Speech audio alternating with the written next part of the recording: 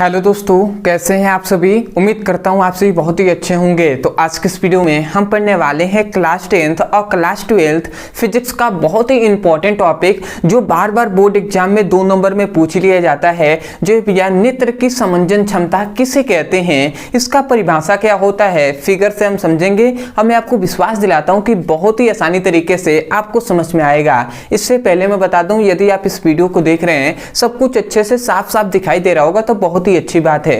यदि नहीं दिखाई दे रहा होगा तो आप अपनी वीडियो की क्वालिटी को बढ़ा लीजिए, क्योंकि बहुत ही लो क्वालिटी में आपकी वीडियो चल रही है। तो इसके लिए बहुत से ऐसे स्टूडेंट हैं जिनको पता होगा कि किस प्रकार वीडियो की क्वालिटी को बढ़ाया जाता है, परंतु आप नहीं जानते हैं तो कोई दिक्कत नहीं है। आपको जिस प्रकार कहा जा रहा है उस प्रकार कीजिए। सबसे पहले तो आप इस वीडियो पर क्लिक करेंगे तो कोने में आपको एक सेटिंग का ऑप्शन दिखाई देगा, उस पर आप क्लिक कीजिए तो नीचे आपके पास कुछ ऑप्शन आएंगे। उसमें सबसे ऊपर आपको लिखेगा क्वालिटी, उस पर आपको क्लिक कर देना है। उसके बाद नीचे देखेंगे एडवांस लिखा होगा, उस पे आपको क्लिक कर देना है। उसके बाद नीचे 360p पर क्लिक कर देना है। अब आपकी वीडियो की क्वालिटी अच्छी हो जाएगी। अब आपको सब कुछ साफ साफ दिखाई दे रहा होगा।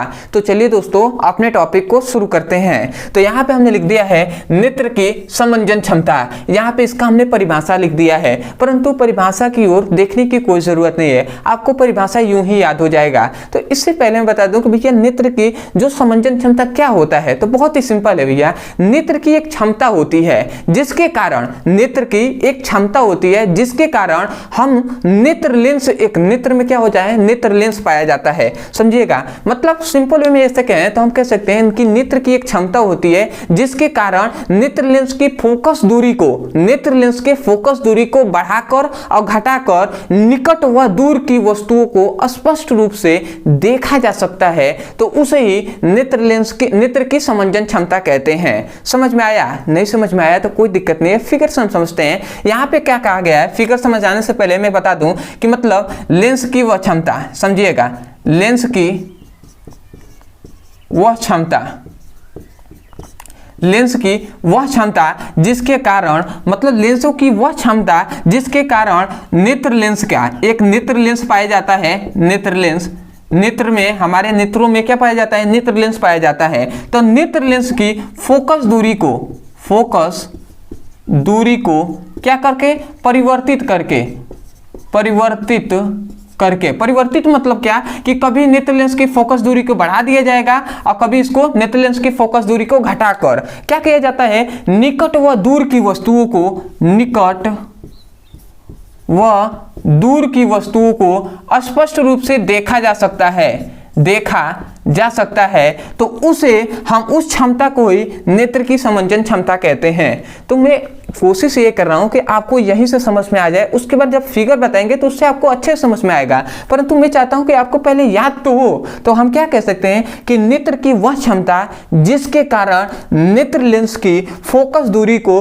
परिवर्तित करके, परिवर्तित मतलब कभी बढ़ाकर और कभी घटाकर निकट व दूर की वस्तुओं को स्पष्ट रूप से देखा जा सकता है, तो उस क्षमता को ही नेत्र की समंजन क्षमता कहते हैं। समझ में आ रहा है ना? निकट व दूर मतलब पास और नजदीक की वस्तुओं को स्पष्ट रूप से देखा जा सकता है, तो उस क्षमता को नेत्र की समंजन क्षमता कहते हैं। तो आशा करते हैं आपको समझ में आ रहा होगा। तो मैं एक बार डेफिनेशन यहीं से बोल रहा हूं, आप ध्यान से सुनिए, आपको समझ में आए तो उसे नोट्स में लिखिए। आप क्या कहेंगे कि नेत्र की वह क्षमता जिसके कारण नेत्र लेंस की फोकस दूरी को परिवर्तित करके निकट व दूर की वस्तुओं को स्पष्ट रूप से देखा जा सकता है, तो उस क्षमता को नेत्र की समंजन क्षमता कहते हैं। तो आशा करते हैं आपको डेफिनेशन समझ में आ गया होगा। तो यही तो डेफिनेशन हमने यहाँ पर भी लिखा है, उसके बाद मैं फिगर बताऊंगा। पहले यहाँ पे देखिए, वही बात लिखा गया है कि नेत्र की वह क्षमता जिसके कारण नेत्र लेंस की फोकस दूरी को परिवर्तित करके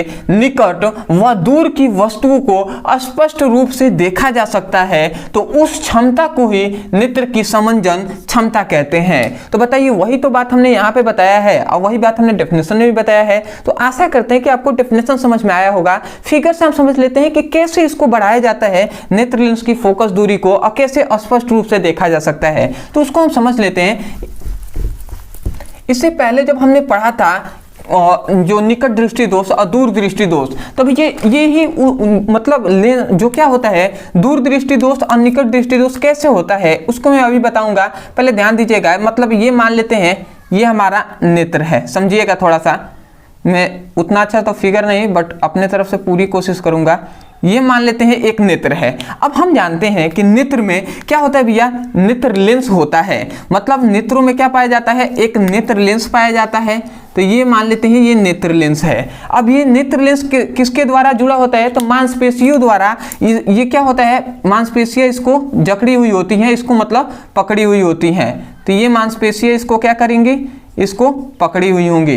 तो ये क्या कर रही हैं, सबसे पहले ये हमारा नेत्र लेंस है, नेत्र है, और ये नेत्र लेंस है जिसे मांसपेशियां पकड़ी हुई है। उसके बाद हम जानते हैं कि इसके क्या होता है, यहाँ पर प्रतिबिंब बनता है। ये क्या है भैया, रेटिना है, रेटिना, ठीक है, यह है रेटिना। और ये नेत्र लेंस कैसा होता है, कौन सा लेंस होता है, तो ये उत्तल लेंस होता है।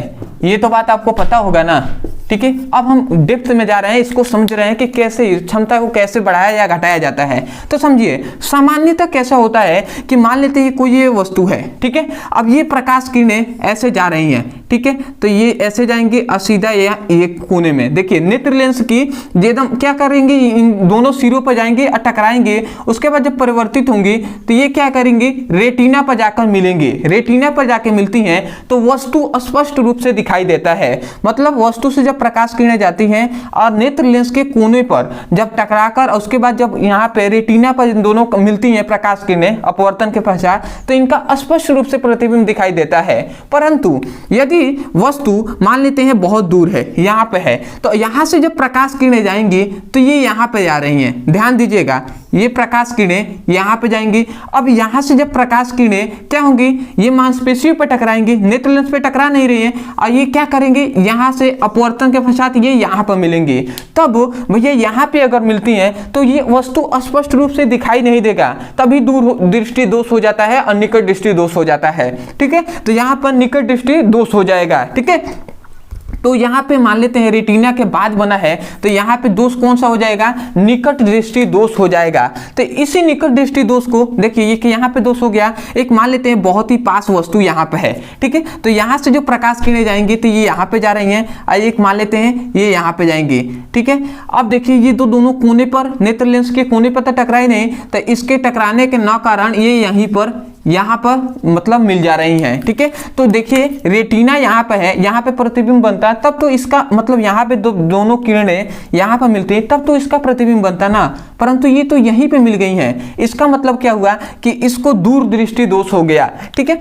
तो इसी दोष ना होने के कारण, न हो इसी के कारण ये जो नेत्र लेंस है ना, ये जो नेत्र लेंस है, इसकी फोकस दूरी को बढ़ाया जाता है या घटाया जाता है। मतलब इसके ही आकार को समय के अनुसार क्या किया जाता है, कभी बढ़ा दिया जाएगा और कभी मान लेते हैं दूर है वस्तु, तो इसके समय के अनुसार यदि ये बड़ा हो जाए और समय के अनुसार यदि नजदीक हो तो समय के अनुसार ये छोटा हो जाए, तो क्या हो सकता है, तब ये दोष नहीं होगा, दोष नहीं होगा। तो ये जो मांसपेशियां होती हैं ये समय के अनुसार इसको कभी बढ़ा देती हैं और कभी घटा देती हैं। समझिएगा क्या कहा जा रहा है, ये मांसपेशियां इस नेत्र लेंस को कभी बढ़ाएंगे और कभी घटाएंगे। तो ये नेत्र लेंस की फोकस दूरी को ही तो बढ़ाती हैं और घटाती हैं। तो फोकस दूरी के बढ़ाने के कारण ही तो वस्तु अस्पष्ट, मतलब दूर की या नजदीक की वस्तुएं स्पष्ट रूप से दिखाई देती हैं। तो इसी क्षमता को हम नेत्र की समंजन क्षमता कहते हैं। पता है ये नेत्र की एक क्षमता ही है ना, कि कभी बढ़ा दिया जा रहा है कभी घटा दिया जा रहा है, तो इस क्षमता को नेत्र की समंजन क्षमता कहते हैं। तो आशा करते हैं आप समझ गए होंगे। तो मैं एक बार और डेफिनेशन आपको अंत में बता दे रहा हूं और ध्यान से सुनिएगा। हमने क्या कहा, हमने कहा कि नेत्र की वह क्षमता जिसके कारण नेत्र लेंस की फोकस दूरी को बढ़ाकर या घटाकर निकट व दूर की वस्तुओं को स्पष्ट रूप से देखा जा सकता है, तो उस क्षमता को नेत्र की समंजन क्षमता कहते हैं।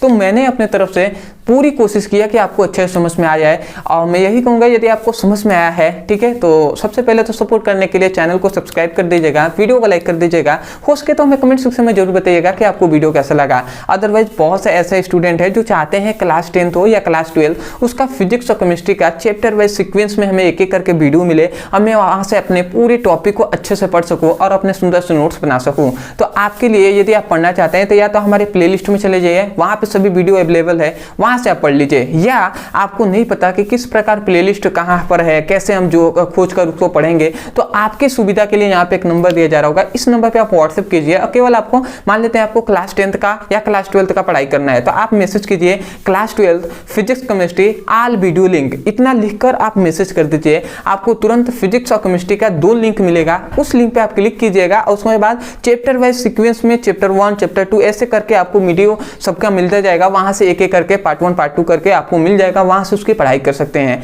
तो आशा करते हैं आप समझ गए होंगे। तो चलिए दोस्तों, आज के लिए इतना है, मिलते हैं एक नए टॉपिक के साथ, तब तक के लिए धन्यवाद। जय हिंद, जय भारत।